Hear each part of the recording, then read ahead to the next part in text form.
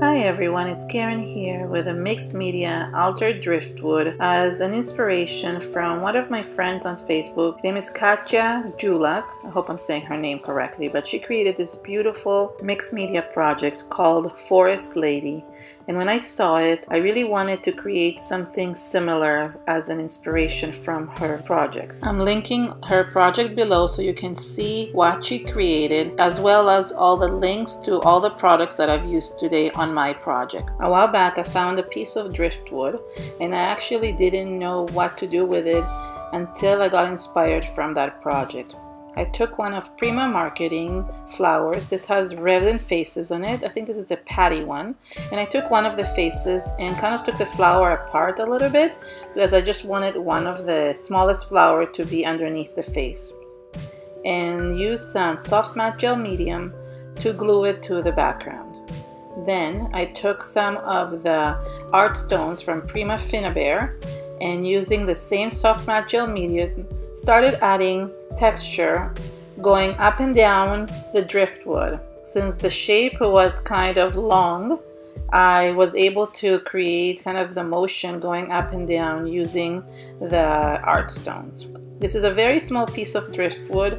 It's about, I don't know, 10 centimeters long, so, or like 4 inches. So it was perfect to put that face because I wanted the face to kind of go out of the wood. So I added both mini art stones and art stones onto it to just create the different type of texture onto the background. I let this dry overnight because I really wanted to have it dry before I added any mediums onto it. I started by spraying a little bit of the color bloom sprays. I wanted to add that teal color onto the background, so I tried with both the glistening wave and the deep teal, but it really didn't give it the actual depth that I wanted.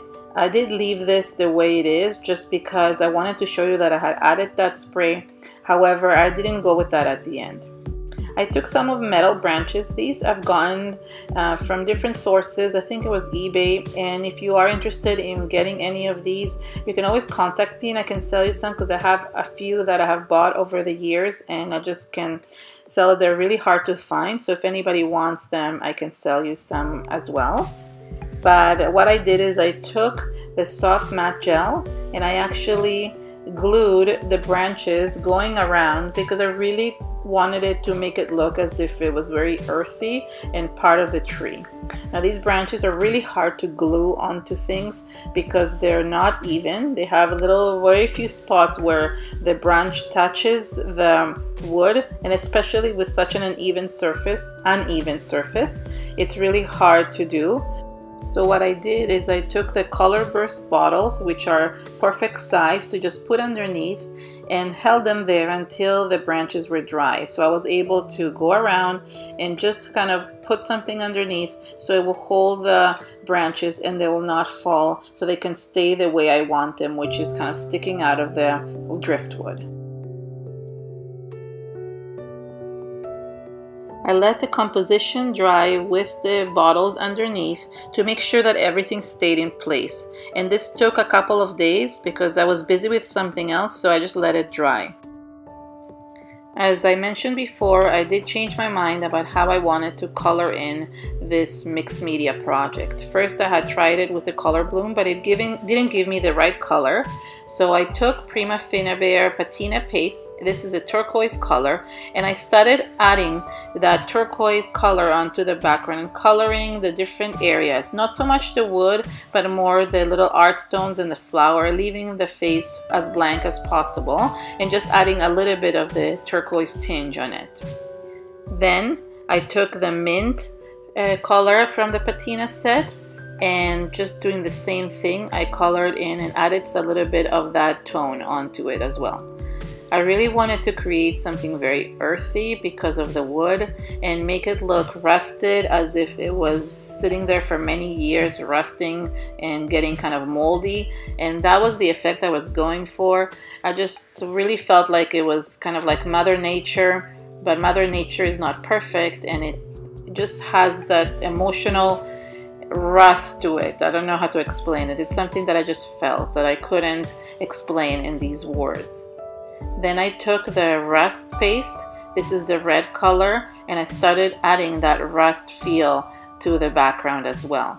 And I don't add it everywhere. I add it in certain areas, and as you can see, I'm adding it with some water. So I'm holding my water bottle, adding some of it, and then spraying it. And this helps to kind of spread that redness around to make it look more realistic, as if it's real rust. I really like how these mediums mix with water, because you can thin them down and really create that rusty look. And I really like this technique because it really makes it look as if it's part of the background, and you can really mix the turquoise and red colors and create that patina effect that everybody loves so much. I also took the gold color from the rust paste from Finnabair set and added it to the background, because that one kind of brings everything together. So when it mixes with the red and the turquoise, it really makes it look earthy.